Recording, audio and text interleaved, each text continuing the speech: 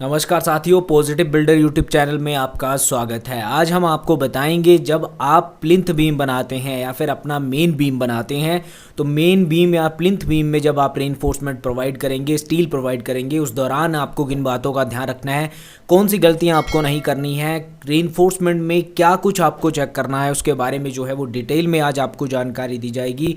इस वीडियो को अंत तक देखें, आज की जानकारी आपके लिए बहुत ही ज़्यादा महत्वपूर्ण है।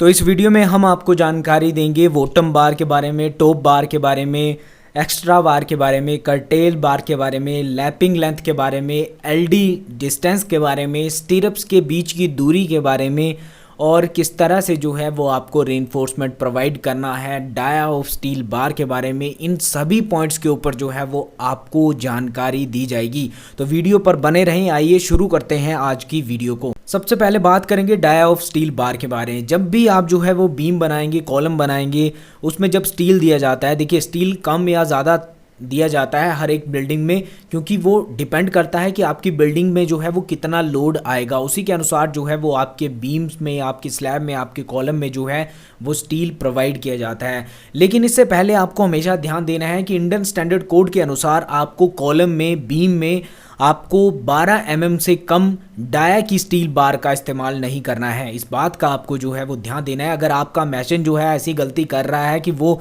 10 mm का स्टील बार का इस्तेमाल कर रहा है बीम में, कॉलम में, आप उसे तुरंत रोक दीजिए। इस तरह से स्टील बार आपको नहीं प्रोवाइड करनी है। जो 12 mm या फिर 12 mm से ज़्यादा डाया की स्टील बार होगी, उसी का आपको जो है वो अपने बीम में, कॉलम में इस्तेमाल करना है। अब आपको बताएंगे बॉटम बार, टॉप बार के बारे में। देखिए जो आप यहाँ पर देख रहे हैं, जो टॉप में जो है वो बार्स दी गई हैं, तीनों की तीनों बार जो है वो 20 mm की हैं। तो ये जो है वो टॉप बार होती हैं। और बॉटम बार में भी 3 बार जो है वो दी गई हैं, ये भी 20 mm की हैं और इन्हें हम जो है वो बॉटम बार्स कहते हैं। इसी के साथ आपको ध्यान देना है स्टीरअप्स के बारे में। देखिए स्टीरअप्स की स्पेसिंग कहाँ पर कम होती है, कहाँ पर ज़्यादा रखनी है, उसके बारे में जानकारी दूंगा। स्टीरअप्स की हुक के बारे में जानकारी दूंगा। सबसे पहले समझिए कि हुक की पोजीशन क्या होनी चाहिए। देखिए जब हम स्टीरअप्स प्रोवाइड करते हैं, सबसे पहले उन्हें जो है वो अच्छे से बाइंड कर लीजिए। बाइंडिंग वायर की मदद से जो है वो अच्छे से बांध लीजिए, ताकि आपका जो रीइंफोर्समेंट है, आपका जो स्टील है, वो पोजीशन में रहे।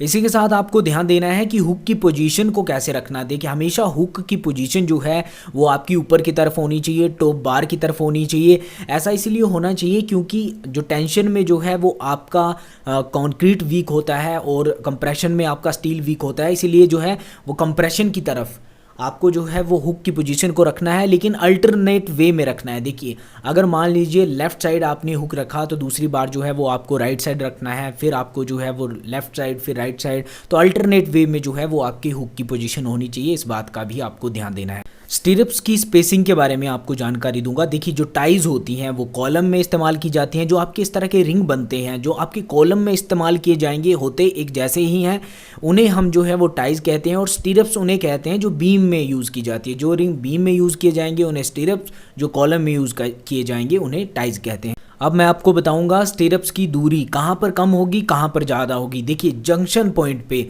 सबसे पहले आप समझिए कि हम जो है वो एक्स्ट्रा बार कैसे देते हैं। एज़ पर ड्राइंग हमने यहाँ पर जो है वो बॉटम में एक्स्ट्रा बार दे दी गई है, टॉप बार के ऊपर जो है वो एक्स्ट्रा बार दी है। एक्स्ट्रा बार की दूरी क्या होनी चाहिए। देखिए जहाँ पर जो है वो आपका कॉलम ये जो है वो एंड पॉइंट पे है, तो यहाँ पर जो है वो L/4 डिस्टेंस पे हमें जो है वो एक्स्ट्रा बार देनी है। तो नीचे आप देख सकते हैं कि L/4 डिस्टेंस पे हमने एक्स्ट्रा बार दे दी गई है। अगर हम जो है वो सेंटर वाले कॉलम की बात करें, दोनों तरफ बीम जा रहा है, तो एक तरफ हमें L/3 डिस्टेंस पे और दूसरी साइड भी हमें L/3 डिस्टेंस पे जब हम जो है वो सेंटर वाले कॉलम से एक्स्ट्रा बार देंगे, और जब कॉर्नर वाले कॉलम से देंगे तो L/4 डिस्टेंस पे। तो आपको इसी चीज़ को ध्यान देना है कि इसी तरह से आपको एक्स्ट्रा बार भी प्रोवाइड करनी है। और स्टीरअप्स की दूरी, देखिए मान लीजिए आपके स्टीरअप्स की दूरी जो है वो सेंटर मिडल जोन में जो है आपके बीम के सेंटर में मान लीजिए 6 इंच है, तो आपको जो है वो L/4 डिस्टेंस पे जहाँ तक आपकी जो है वो एक्स्ट्रा बार है, वहाँ तक मान लीजिए आपको जो है वो एज़ पर ड्राइंग, या फिर अगर आपके पास ड्राइंग नहीं है तो आपको जो है वो उसकी दूरी को थोड़ा कम कर देना है। जैसे कि आप अगर मिडल में, अगर सेंटर में आप जो है वो स्टिरप्स की स्पेसिंग को चेंज रख रहे हैं, तो जहाँ पर आपकी एक्स्ट्रा बार है या फिर जहाँ पर आपकी कॉलम का फेस है, वहाँ L/4 डिस्टेंस पे आपको जो है वो 4 इंच या फिर उससे कम जो है वो स्टिरप्स की दूरी रखनी है। और जो पहली स्टिरप, कॉलम के फेस से पहली स्टिरप जो है वो 50 mm दूरी पर होनी चाहिए, इससे ज़्यादा दूरी पर ना रखें, क्योंकि शेयर फोर्स जो है वो जंक्शन पॉइंट पे ज़्यादा आता है, तो आपको इस बात का ध्यान देना है। इसी के साथ अब मैं आपको जानकारी दूंगा लैपिंग लेंथ के बारे में। देखिए, जब हम जो है वो अपनी एक बार को दूसरी बार के साथ जोड़ेंगे, मान लीजिए आपका जो प्लिंथ बीम है या फिर मेन बीम है वो बहुत लंबा है और आपकी जो रेनफोर्समेंट की बार है, जो स्टील की बार है वो छोटी है, तो हम जो है वो एक बार को दूसरे के साथ ओवरलैप करेंगे, उसे जोड़ेंगे, तो कितनी दूरी पर जो है वो आपको ओवरलैप प्रोवाइड करना है। देखिए, लैपिंग लेंथ कैसे निकालेंगे, 50/d, ये फॉर्मूला है इंडियन स्टैंडर्ड कोड के अनुसार। 50 को आप गुना करेंगे, मल्टीप्लाई करेंगे डाया ऑफ स्टील बार से, जो आपकी दूरी आएगी उसी दूरी पर, उसी डिस्टेंस पर जो है वो आपको ओवरलैप करना है। तो इस तरह से जो है वो आपको ओवरलैप करना है, और मिनिमम जो उसकी ओवरलैप की दूरी है वो 2 फीट होनी चाहिए, इससे कम नहीं होनी चाहिए। इसी के साथ ओवरलैप कहाँ करना है, कौन से जोन में करना है। देखिए, हम जो है वो 3 जोन में अपने जो है वो एक बीम से, एक सपोर्ट से दूसरे सपोर्ट के बीच में 3 जोन में बांट देते हैं बीम को। मिडल जोन, सेंटर का जोन जो है वहाँ पर आपको कभी भी ओवरलैप नहीं देना है।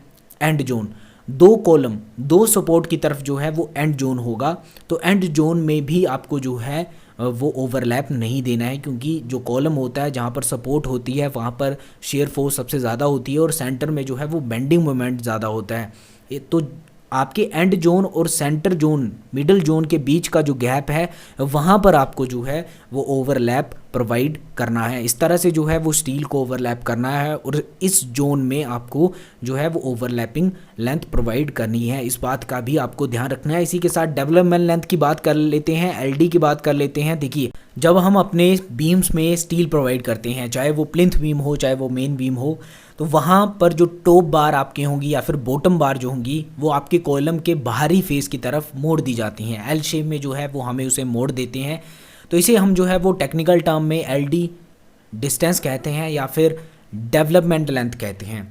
तो आपको डेवलपमेंट लेंथ को प्रोवाइड करना बहुत ही ज़्यादा ज़रूरी है। आप खुद जो है वो समझ सकते हैं कि इससे जो है वो आपके कॉलम और बीम के बीच का जो बॉन्ड है, जो जॉइंट है, जो ग्रिप है वो मजबूत बनेगा, आपकी बिल्डिंग सुरक्षित बनेगी, मजबूत बनेगी। तो आपको जो है वो डेवलपमेंट लेंथ ज़रूर प्रोवाइड करनी है, इस बात का आपको ध्यान देना है। तो साथियों, कंस्ट्रक्शन के दौरान जो है वो आप इन सभी बातों का ध्यान रखें, स्टील को क्रॉस चेक करें, और जाते जाते जो है वो हमारी जानकारी आपको कैसी लगी ज़रूर बताएं, कमेंट्स करें।